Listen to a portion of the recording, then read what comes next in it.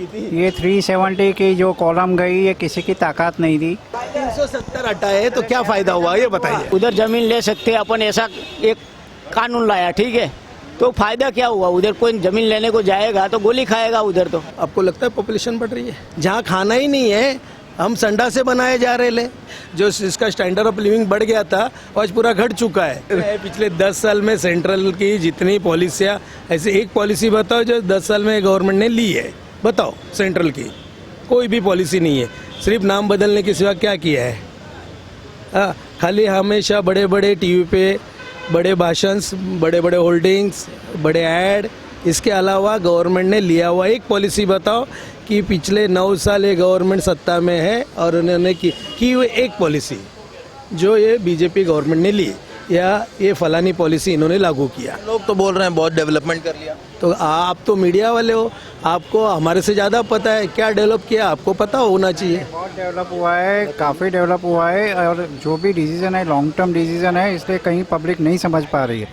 अभी आप रेलवे में ही देखो, वंदे मातरम आ गया, कहीं और भी रेलवेज आ गए और प्रोजेक्ट्स आ गए, ब्रिजेस आ गए इतने, उसके बाद वो वंदे मातरम इतना डिफेंस में आ गया, वो प्राइवेट कंपनी थ्रू आया, लेकिन डेवलपमेंट तो हुई है ना। नहीं, डेवलपमेंट कैसी हुई? इस देश में गवर्नमेंट के प्रोजेक्ट बेचकर हम करोड़ों में ये प्रॉफिट चलने वाले प्रोजेक्ट हम किसी प्राइवेट कंपनी को दे रहे हैं और वो बोलते हैं कि हमने डेवलपमेंट किया।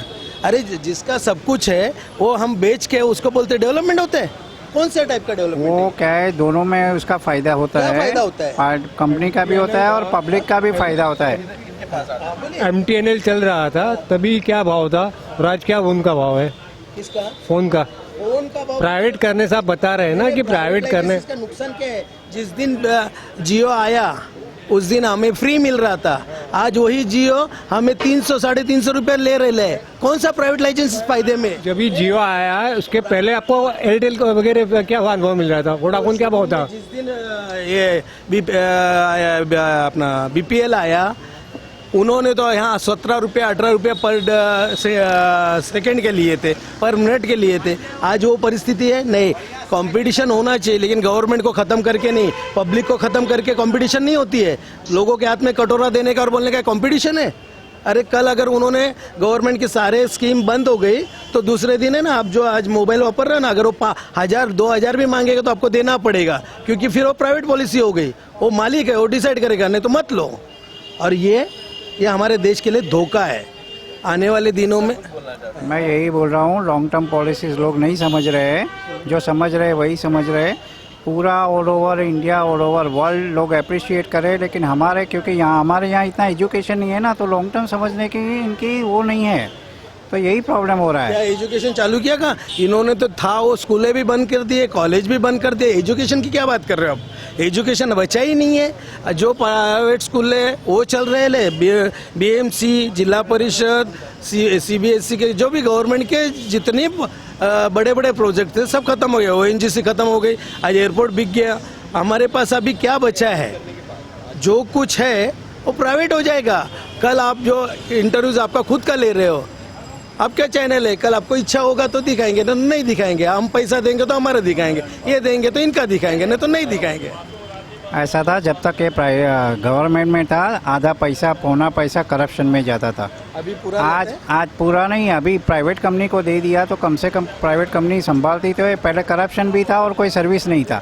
प्राइवेट कंपनी आने से इतने सर्विस तो मिलती सकती है। प्राइवेट कंपनियों के चक्कर में 50% छोटे बिजनेस खत्म हो गए, व्यापारी छोटे छोटे रो रहे ले, धंधे खत्म हो गए, बेरोजगारी बढ़ गई, बेकारी बढ़ गई। ये प्राइवेटाइजेशन के वजह से हुआ। गवर्नमेंट में कुछ तो जॉब अवेलेबल थे, आज वो भी नहीं है। इससे जनसंख्या का कुछ लेना देना नहीं है बढ़ती बेरोजगारी से? बढ़ती बेरोजगारी का और जनसंख्या का कौन सा फर्क है? क्योंकि गवर्नमेंट में हमारे पॉलिसी बची नहीं है। जनसंख्या कितनी भी बढ़े, आधी जनसंख्या हमारे कोरोना में ख़त्म कर चुके थे। अब बच्चे कुछ है उनको जो अलग अलग डोज दिए उनमें जा रहे ले, कोई अटैक से जा रहा है, पता ही नहीं चलता कौन कब बुढ़ जाता है। 20 साल 25 साल के लोगों को भी अटैक आ रहे ले। अब मेरे को बताओ, यहाँ जनसंख्या कहाँ बची? बचने के लिए भी तो लोग चाहिए। जहाँ खाना ही नहीं है हम संडा से बनाए जा रहे ले, खाने को ही आटा नहीं है और घर में बड़ी बड़ी बातें कर रहे ले। कौन सा? आज कौन 100 करोड़ की जनता है, तो आपको नहीं लगता इसमें जॉब्स का कुछ प्रॉब्लम हो रहा है? जॉब ही नहीं है, प्रॉब्लम्स क्या? अगर छोटी इंडस्ट्री खत्म हो गई, दुकानें खत्म हो गई, होटलें खत्म हो गई, आज मेरे को बताओ, अगर आप जाओ 50% व्यापारियों को पूछ लो, खुद जो धंधा करता है, भले हम भी बीजेपी के फॉलोअर हैं, हम मानते हैं, लेकिन धंधा ही नहीं चल रहा है। तो जहाँ 4 नौकर थे वहाँ 2 ही रखने पड़ रहे, एक ही बाद में तो उनको भी निकाल के अकेले ही काम कर रहे ले। बोलिए। देखिए, ओवर पॉपुलेशन है ना, वो लोग नहीं समझ रहे। चाहे उसमें रिलीजियस को जो कनेक्ट करे वो गलत है। आपका लैंड उतना ही है, आपका जो भी प्रोडक्शन उतना ही है, चाहे वो कोई भी रिलीजन का होगा, लेकिन वो लिमिटेशन। आज पाकिस्तान का क्या हाल है? खाली बस्ती बढ़ती है और कुछ नहीं बढ़ा। एक minute, this is the example, आप खाली बस्ती बढ़ाओगे, रिसोर्सेस वही मैं बोल रहा हूँ। ये समझने वाली एजुकेशन वाली बात है कि आप खाली बस्ती बढ़ाओगे और रिसोर्सेस वही का वही रहेगा, तो प्रॉब्लम आना ही आने वाला है, नौकरी में भी आने वाला है और वही भी आने वाला है। सब खत्म हो चुके हैं। यहाँ का रिसोर्स क्या था? जितने आज कम से कम 1.5 लाख करोड़ की प्रॉफिट पे चलने वाली ओएनजीसी आज क्या भाव में? एक्चुअली वो भी वही बात बोल रहे हैं, रिसोर्सेज लिमिटेड हैं और पॉपुलेशन बढ़ते जा रही है, तो उसके कारण कुछ प्रॉब्लम। आपको लगता है पॉपुलेशन बढ़ रही है? डेफिनेटली, अभी 1.5 करोड़ हो गए, हाईएस्ट पॉपुलेशन हो गए हम लोग। 1.5 करोड़? हाँ, सॉरी, 150 करोड़। 150 करोड़? हाँ, हाईएस्ट नहीं, 130 करोड़ हुई हमारी पॉपुलेशन। नहीं, वो आ गया, चाइना से बढ़ गए हम लोग, ऑफिशियली आ गए चाइना में। चाइना ने बढ़ गए। चाइना ने यहाँ पर अभी पिछले 20 साल में हमारे देश का सेंसस नहीं हुआ है, जनगणना नहीं हुई है, तो कहाँ से हमें पता चलेगा? हम हवा में आंकड़े बताते 150 करोड़ 200 करोड़, ये कौन सा तरीका है? अरे 20 साल के अंदर जो कितने मरे कितने गए, इसका हमारा रिकॉर्ड ही नहीं पाता पूरा, हम क्या आगे की बातें करेंगे? आज भी देश की स्थिति देखो, हर खेड़े गांव में चले जाओ, जितने भी खेड़ूत है, आपका भी कोई गांव होगा, हमारा भी कोई गांव है, हर गांव में चले जाओ, आज भी वही प्रॉब्लम्स है। रोटी, कपड़ा और मकान, ये तीनों जगह देश के हर कोने में है। और मुंबई शहर में जो लोग आते थे, 2 टाइम की रोटी पेट भर के खाते थे, वो भी आज 50% लोग हैं ना, जहाँ लाख रुपया कमाते थे, आज 25-30 हज़ार पे काम कर रहे ले। क्यों कर रहे? बेकारी बढ़ गई है और प्राइवेटाइजेशन की वजह बोलते तुम नहीं तो दूसरे 4 खड़े हैं, इसलिए वो मालिक भी बोलता है 25 लेना तो ले, वो 25 में कर रहा है तो बाद में दूसरा 20 पे काम करने लग गया है। ऐसी बेकारी बढ़ रही है, बेरोजगारी ऐसी बढ़ रही है, जो जिसका स्टैंडर्ड ऑफ लिविंग बढ़ गया था आज पूरा घट चुका है। आज जिन्होंने फ्लैट भाड़े पे कर्जे पे लिए थे, गाड़ियाँ ली थी, फ्रिज लिया था, टीवी लिया था, आज उनकी नौकरियाँ चली गई है। जहाँ 1.5-2 लाख का पैकेज लेते थे, वहाँ 20-25 हज़ार में तो उनको क्या, या तो गाड़ी बेचनी पड़ रही है या फ्रिज बेचना पड़ रहा है, फ्लैट का कैसा तो भी EMI भर रहे ले। ऐसी परिस्थिति इस देश की हो गई है। फिर भी बोल रहे हमारे अच्छे दिन है, 15 लाख आज तक आए नहीं, पूछे तो बोले जुमला था। ये कौन सा तरीका है? बेरोजगारी का क्या, हर साल बोले 2 करोड़ नौकरियाँ देंगे, रोज के हर साल तो 2 करोड़ बेकार हो रहे ले। ये कौन सी तरीका है? कहीं तो हमें हमारे देश के प्रति झूठ का एक लिमिट होना चाहिए। हमारा देश का प्राइम मिनिस्टर सबके पिता के समान होना चाहिए। हर बच्चा अच्छा बुरा सबको एक नज़रिया से देखना चाहिए। ये हमारा वो पराया ऐसा नहीं होता है, वहाँ बैठने के बाद वो किसी पार्टी का नहीं होता है, वो हमारे देश का होता है और देश का हर नागरिक उनका होता है। और ऐसे हो अगर उन्होंने पॉलिसीज़ एक भी नहीं की है, कोई भी पॉलिसी लागू नहीं कर रहे, खाली हवा में बड़े बड़े बोल बचन करने से नहीं होता है, बड़े बड़े जुमला देने से देश आदमी एक बार फंसेगा, 2 बार फंसेगा, बार बार नहीं फंसेगा। अब की बार लोग बताएंगे उनकी असलियत क्या है। सर, आप लोगों को कुछ ऐड करना है इसमें? नहीं, कोई मतलब नहीं है ऐड करने का, लेकिन जो समझते हैं वही मैं बोल रहा हूँ अभी भी, क्योंकि मैं अभी भी बोल रहा हूँ, एक तो ओवर पॉपुलेशन आप बढ़ाते रहेंगे, आप बाकी एग्जांपल छोड़ दो, आपके ही घर में 2 लोग रहेंगे और 6 लोग रहेंगे, फ़र्क पड़ेगा ही ना, आपकी लाइफस्टाइल में फ़र्क पड़ेगा, आपको उसकी जो केयर करना है उसमें। लेकिन यही बात बेसिक नहीं समझ रहे लोग, वो तो बात पहले से वही है। इंडिया को क्या प्रॉब्लम है? Over population. और ओवर पॉपुलेशन प्रॉब्लम ही नहीं है, ओवर पॉपुलेशन अभी जब आप बेसिक कितना, पहले भी 150 करोड़ था, 150 करोड़ था ही नहीं, और आज भी 150 करोड़ नहीं है। चलिए 100 करोड़ राउंड ऑफ करके 100 करोड़ ही पकड़ते हैं, तो 100 करोड़ से बड़ी नहीं है। नहीं, अपन 125 करोड़ पकड़ लो, वो नहीं बोल रहा हूँ, लेकिन जनता बढ़ने के बाद उतने उद्योग धंधे भी तो बढ़े थे, आज 10 साल में वो खत्म हो गए। आपको ये समझाना, हर छोटा छोटा व्यापारी था ना, देखो हम क्या करो, व्यापारियों से जाके पूछो कि आप भाई कल कितना कमाते और आज कितना बिजनेस है, वो 2 मिनट में बता देंगे। उसका रीज़न भी वही है कि पॉपुलेशन जैसे बढ़ता है, लोगों के बिजनेस बढ़ता है, कंपटीशन बढ़ती है, तो कंपटीशन में बिजनेस कम होते जाता है, मार्जिन कम होता जाता है और लोग निकलते जाते हैं। अच्छा, आज कितना नया नया स्टार्टअप आया, कितनी कितनी नई इंडस्ट्री आई। आज आईटी सेक्टर कहाँ का कहाँ है, पहले आईटी सेक्टर था, आज आईटी सेक्टर में लोग फॉरेन जाके इतना कमा रहे हैं, सब अपने पेरेंट्स को इधर संभाल रहे हैं। तो जहाँ है एडवांटेज है, खाली एक ही एंगल से सोचना है तो और कोई सोच ही नहीं सकेगा। आईटी सेक्टर और एक ही मिनट, हर एक ब्लेम हम अगर ऊपर मारे तो हम लोग अपनी कहाँ जिम्मेदारी निभाते हैं। अभी आप बोलते हैं शौचालय क्यों बनाया, पहले बहुत अच्छा लगता था, ट्रेन पे सब बैठते थे, सुबह सुबह क्या नज़ारा आता था। अभी ये तो बेसिक नीड है, वो भी नहीं हुई थी। क्या क्या हाँ सर, वो तो है, यानी लोकल में जाते समय सवेरे सवेरे वो लाइन से दिखता था वो। नहीं, वो चीज़ों को देखिए, पॉलिसीज रेडी होती एक दिन में। अरे बैठिए, अब ना रहे, अरे बैठिए, हमारी तरफ से चाय पीते जाना है। देखिए, हमारा देश का सबसे बड़ा नेटवर्क था MTNL, जो BSNL और MTNL था, वो आज ख़त्म हो गए है।